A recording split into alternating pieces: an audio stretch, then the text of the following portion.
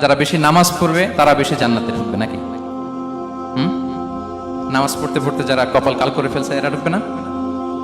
যারা হজ করতে করতে বড় হাজী সাহেব হয়েছে, জিকির করতে করতে হাতে 3-4টা তাসবিহ রেখেছে, তাদের কথা বলা হয়েছে? এগুলো নিঃসন্দেহে অনেক বড় আমল, কিন্তু সবচাইতে বেশি জান্নাতে প্রবেশ করাবে যে আমল, বিষ্ণু বললেন, এক হচ্ছে আল্লাহর ভয়, আরেক হচ্ছে সর্বোত্তম আচরণ। প্রিয় ভাইরা, ইসলামের মেজাজটাকে চিনে নেন, ইসলামের এসেন্সটাকে বুঝে নেন। আমরা ভালো আচরণকে গুরুত্ব দিতে চাই না। অনেক নামাজি লোক দেখবেন নামাজ পড়তে পড়তে কপালে কালো দাগ ফেলে দিছে, বাসায় বউয়ের সাথে খারাপ আচরণ করে, খিটখিটে মেজাজের, প্রতিবেশীর সাথে শুধু ঝগড়া, কলিগদের সাথে ঝগড়া, মারামারি, দুঃসম্পর্ক, এরকম আছে না? নাই বলেন, আছে না? কিন্তু নামাজি, অনেক বড় হাজি, একদিনও কোরআন তেলাওয়াত মিস হয় না, তো এত ইবাদত করেও সে ইসলামের আসল এসেন্সটাকে ধরতে পারেনি।